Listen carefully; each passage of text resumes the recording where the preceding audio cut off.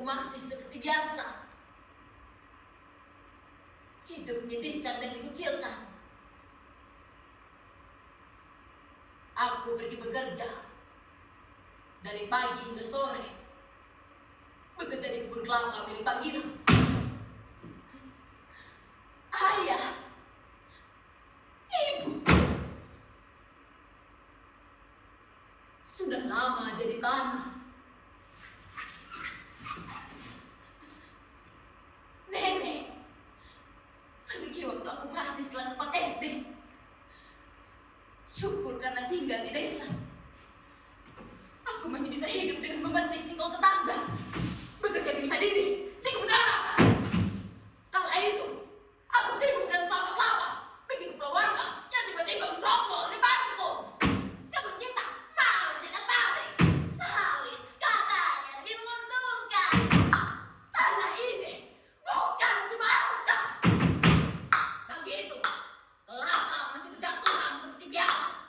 Tapi seorang manusia lebih keras dari seorang alam. Abang serakah. Mam, jangan setuju itu. Tanah ini milik bersama. Kalian hidup dari kelapa yang lebih hari dengan sedikit hasilnya. Sawit memberi uang, pabrik memberi masa depan.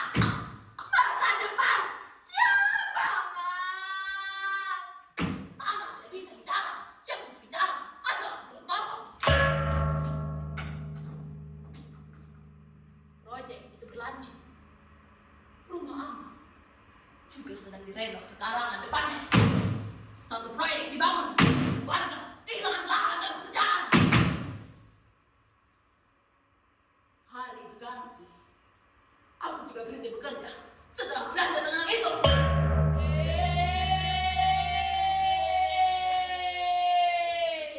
Terberkatilah tanah kita, terberkatilah tanah kita. Biarlah sawit tumbuh setinggi langit, biarlah uang mengalir sederas sungai. Jika hutan harus tumbang, jika suara harus diredam, itu pengorbanan.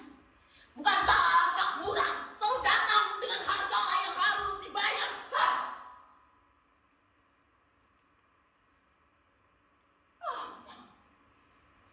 Padahal ia yang dari dulu selalu mengingatkan kami untuk merawat desa beserta isinya.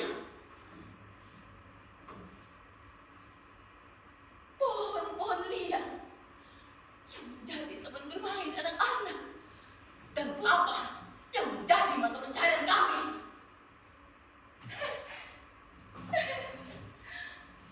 Tidak usahlah memikirkan nasibku. Aku hidup saja sudah syukur. Yang ada atau tidak pun tidak akan mempengaruhi apapun.